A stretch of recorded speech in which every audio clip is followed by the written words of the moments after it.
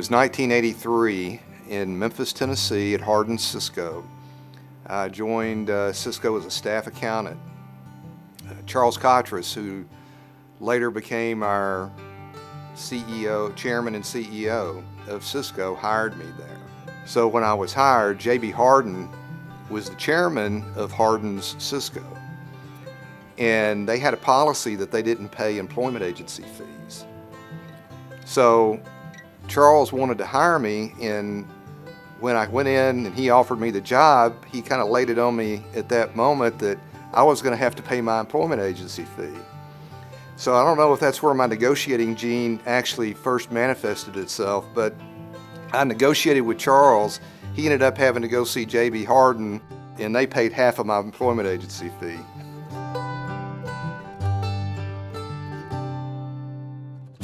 I've always enjoyed the visioning part of my job and laying out a strategic path for the future. In photography, there's a lot of imagery involved in that, obviously, and seeing a final product before you produce it. We spend a lot of time in the panhandle of Florida as a family, and I always carry my camera with me. And I saw the Cisco truck over at the Navarre Beach Pier, and whenever I see our drivers and our trucks, I always like to stop and shake their hand and tell them thank you for the work that they do. You can even see I'm a little emotional about that because I appreciate it very much. But anyway, I went over, and this driver was pushing this load up the ramp there at the Navarre Beach Pier, which happens to be the longest pier on the Gulf of Mexico. And the ramp there is a very steep ramp, and you could see the effort. It was in the middle of the summer. It's July 4th weekend. And so I had my camera with me, and I took it out and made a few shots. And to me, the resulting image of that really embodies what we do for our customers.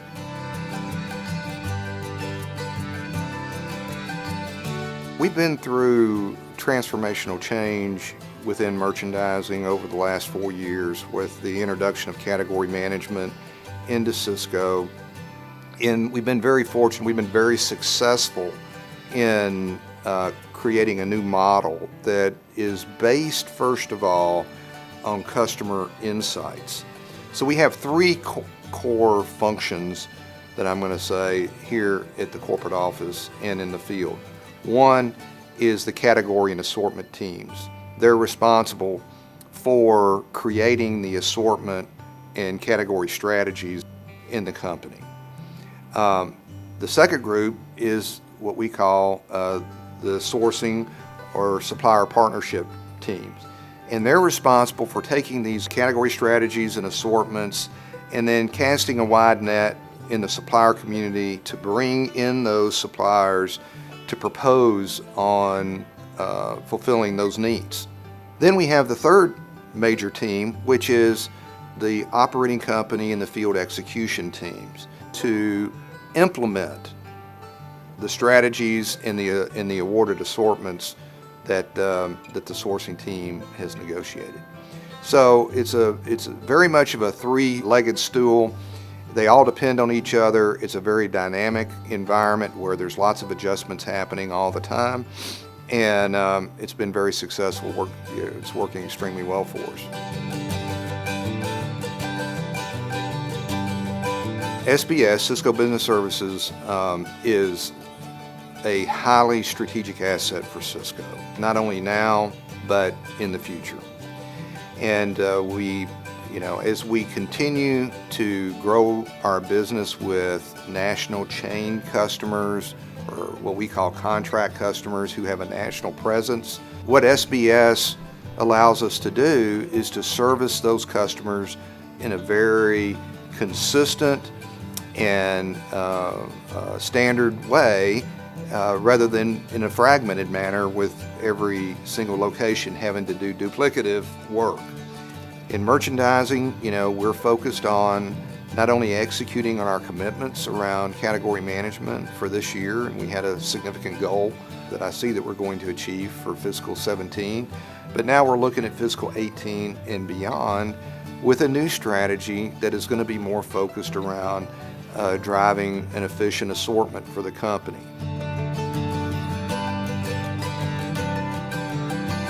You know, I'm just going to say our associates at Sysco, that is our strength, and that is what the company is all about. You know, you have to develop these people, and you have to give them a vision of the future, and you have to give them an opportunity to grow.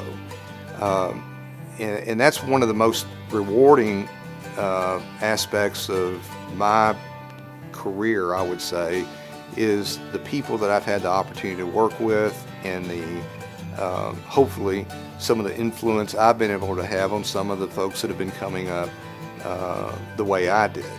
And so I just say that every associate at Sysco, I believe, understands that our customers are trying to make a living in a very difficult business, and that their success is dependent upon us focusing on their needs and executing and having a sense of urgency that when they need something done, that we're there to do it for them.